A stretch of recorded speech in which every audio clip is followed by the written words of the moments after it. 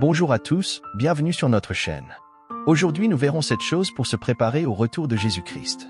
Prier. Entretenir une vie de prière dynamique est un objectif fondamental de la vie chrétienne, mais c'est surtout nécessaire pour se préparer à rencontrer Jésus face à face. Quelqu'un a comparé la prière à une conversation téléphonique avec Dieu dans laquelle la ligne est toujours ouverte et le téléphone n'est jamais raccroché. Nous pouvons toujours prendre le téléphone et parler à notre Père Céleste.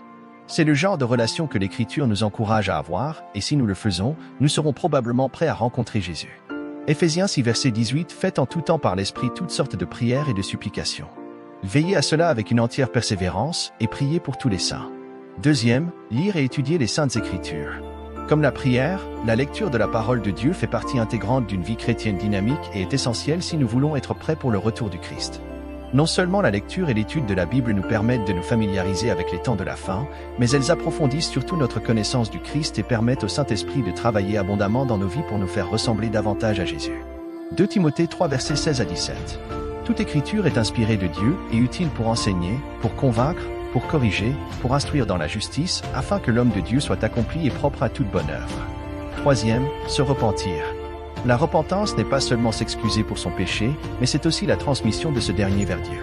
La repentance demande de l'humilité et c'est l'une des premières étapes pour établir une relation avec Jésus. Bien que la repentance doive avoir lieu au début d'une relation avec le Christ, c'est aussi quelque chose que les chrétiens doivent continuellement pratiquer. Nous serons toujours tentés et pécherons parfois, nous devons alors nous humilier devant le Seigneur et reconnaître notre faiblesse afin que nous puissions être rétablis dans une bonne relation avec lui par sa grâce infinie. Apocalypse 3 verse 3. Rappelle-toi donc comment tu as reçu et entendu, et garde, et repens-toi. Si tu ne veilles pas, je viendrai comme un voleur, et tu ne sauras pas à quelle heure je viendrai sur toi. Quatrième chose, croître dans la foi. Une fois converti, il est important de ne pas devenir stagnant dans notre marche avec Jésus. Dieu avertit l'église de Laodicée de ceci dans l'Apocalypse. Apocalypse 3 versets 15 à 49. Je connais tes œuvres. Je sais que tu n'es ni froid ni bouillant. Puisses-tu être froid ou bouillant? Ainsi, parce que tu es tiède et que tu n'es ni froid ni bouillant, je te vomirai de ma bouche. Lire la suite. Continuons dans la prière, dans l'étude de la parole de Dieu et dans la communion avec les frères et sœurs afin que notre foi se développe et que nous soyons prêts à rencontrer le Seigneur.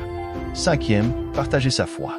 Il y a tellement de gens sur la terre qui ne connaissent pas Jésus comme Seigneur et Sauveur. Nous ne connaissons pas exactement quand le Christ reviendra, nous devrions donc toujours chercher des occasions de partager notre foi, que ce soit à cette personne dans le métro, au voisin de l'autre côté de la rue ou à un membre de notre famille.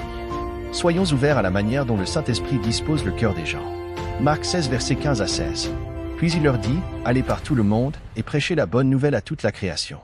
Celui qui croira et qui sera baptisé sera sauvé, mais celui qui ne croira pas sera condamné. » Sixième, ne pas se laisser submerger par les choses de ce monde.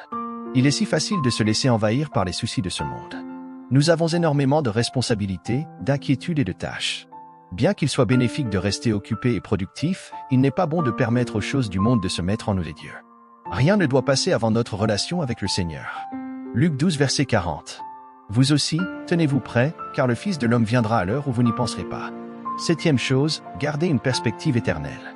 L'Écriture nous dit que notre véritable citoyenneté est céleste. Nous sommes des résidents ici sur terre en attendant notre véritable demeure auprès de notre Sauveur. C'est encourageant de se rappeler ceci en parcourant les vallées et les épreuves de la vie. Jésus revient et nous serons auprès de lui à jamais. Philippiens 3 versets 20 à 21. Mais notre cité à nous est dans les cieux, d'où nous attendons aussi comme Sauveur le Seigneur Jésus-Christ, qui transformera le corps de notre humiliation, en le rendant semblable au corps de sa gloire, par le pouvoir qu'il a de s'assujettir toutes choses.